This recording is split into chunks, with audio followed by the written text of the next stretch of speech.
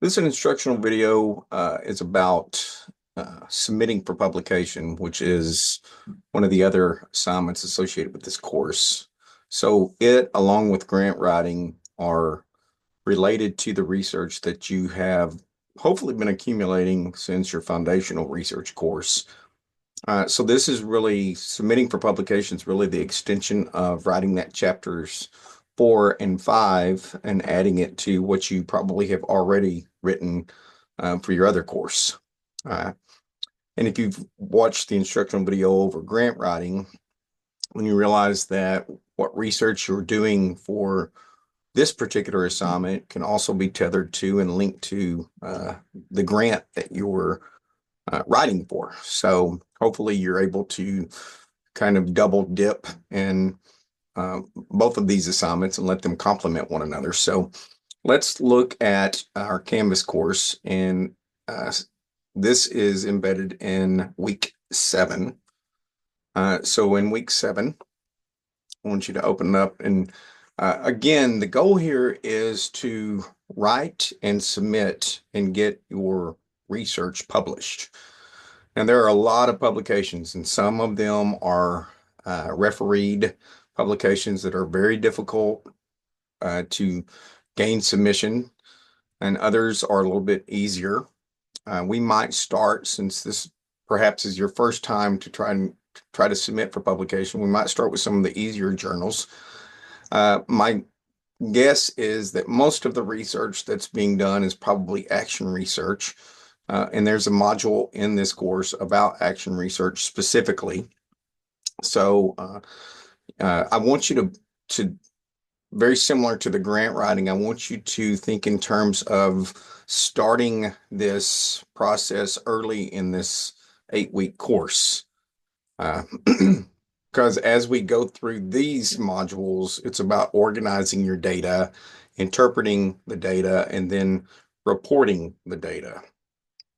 And referencing chapter 9 in your textbook, this really does a good job of writing to a specific audience, because these journals, obviously, depending on the topic of the journal and to what it is associated, you want to be very mindful of the audience to whom you're addressing. Now, for this particular assignment, in this module, you'll see the essential questions. So go through and recalibrate in regards to the essential questions. Think about these early in this semester, and then as we progress, we should be addressing each of these as we move towards this particular assignment. Uh, you will see some of the materials to engage with that might be very beneficial for you. A real brief video about tips for publication. Again, this is very generic. A lot of times when you choose your journal that you wish to submit your research to, it will have its own stipulations, and be very mindful of the fact that it probably will not be easy. Just a quick submission, and they're going to send you a email back said, "Oh yeah, everything's good." They'll probably have some edits and some suggestions for you. Sometimes, depending on how much they think of themselves, they get very critical. And so we'll try to avoid some of those journals, at least for early submission. And then after you familiarize yourself with the module, I want us to go back out into our home Canvas page, but you can also get to the assignments stipulations here at this link. Let's go out to our home page, and then we'll go back to week 7, and you'll see report for publication. And these are the stipulations for this particular course.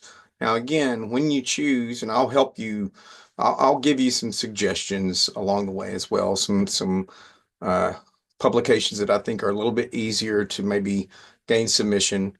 And you can choose, but again, I don't want you to be limited. You can go after whatever publication you wish. So if there's one that maybe you commonly read, ASCD, for instance, Association of Supervision and ASCD is Association of Supervision and Curriculum Development. That's one that is commonly accessed, and you may you your research will probably be a little bit heavier than what it wants, so you may have to tailor that back.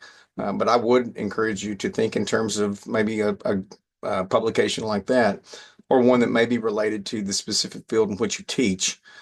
But for this particular assignment, I want you to look at this particular stipulations. Now, again, this should be a continuation of something that you've already started to develop, and perhaps you've already uh, collected the data for this research. And so now it's a matter of formatting the data and reporting the data, and then the findings of the data, and then the discussion thereafter of okay, now what? What do we do now that we know this information? Uh, so selecting the journal is important. And again, there are several teacher journals, kind of generic teacher journals, but there are some that are specific to content. We can look at those and explore those, but I want you to think in terms of your audience and who you're addressing. And then the components of this particular submission, an abstract, which is normally about 250 words, the introduction, so again, these are the things that you probably have already developed with your foundational course, the introduction, the literature review. It's not one like a dissertation where it's going to be 50, 60 pages. It's going to be a real quick, concise literature review, your methodology. So you've outlined your methodology. And again, I would assume a lot of them are probably action research, but they may not be. They may be survey research or and as we go through the course, you'll see different experimental designs. You'll see or different research designs, and you'll see ways of how to report the data. So, and that's the idea is that this is a culmination of the things that you have learned and the things that you will learn in this particular course as well. And then the results, that's the component that we're going to hopefully add to your writing. You may go back and refine some of the things that you've already written. That's what good writers do. I'll certainly give you some suggestions as well. But the results, this is what the data is reporting. And quite frankly, the data sometimes reports what you didn't want it to report. You may think, well, I really want the data to tell this story that fits my narrative, which would be a bias. But really, the data is confirming what you didn't want it to confirm. Well, we report it regardless. And then, of course, again, the discussion is now that we know this, how does it, what are the implications of it in a bigger picture in the scope of things? And of course, that's what the whole purpose of the research is how does it contribute to scholarship? So what? I mean, so what if we have these key components of students in poverty and how, and these are some strategies that we can best address some of the shortcomings of their academic missteps. So what? So we need to think in terms of the broader perspective of the implications of this research. Obviously, some of the research, particularly if it's qualitative, is not real generalizable. So it's not something that you could say, oh yeah, well, if this happened here, it'll definitely happen here and here and here. That's not necessarily the point. Some of it will be if it's quantitative. Some of those results can be generalizable. But quite frankly, if I'm going to do research and I'm using your research as um, maybe information that would inform me, I'm not trying to duplicate your results, and not in education. Some, the hard sciences, they do try to duplicate results. Whereas here, we're dealing with the human capacity, and the human capacity is a lot of things are just not generalizable as you transfer those into a different environment or a different context.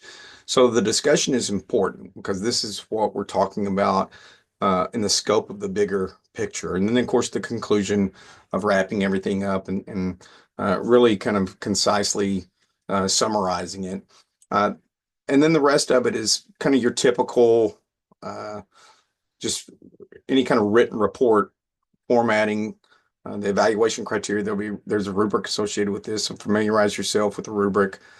And then a suggested timeline, but if you'll go back and look at the different modules, you'll see where I have given a first draft, a second draft. You may not even need a second draft. Maybe after the first draft, you're pretty comfortable with your writing and what you're trying to say.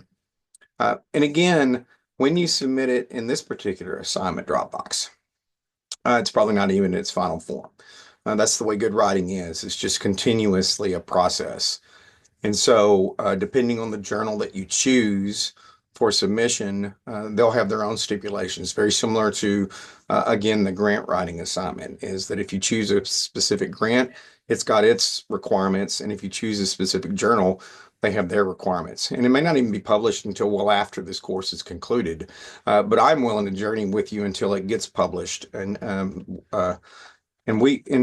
I'll give you some suggestions about maybe some journals that are a little bit less rigorous, but still very important. And you can, I think it's very meaningful that you have a publication. You may not pursue anything beyond a master's degree. Then again, you may choose to pursue a doctorate, and then you may even choose to position in higher education. And these publications are very significant when it comes to evaluating uh, your contributions to scholarship. And I think that's another thing is in teaching, we do a good job of using our anecdotal experiences. And that's not good enough. We need to be good researchers as well as people who recognize and can utilize our experiences as well. So with that, you use this assignment as a very pragmatic approach to contributing to scholarship, and let me know if you have any questions, and I will be glad to help.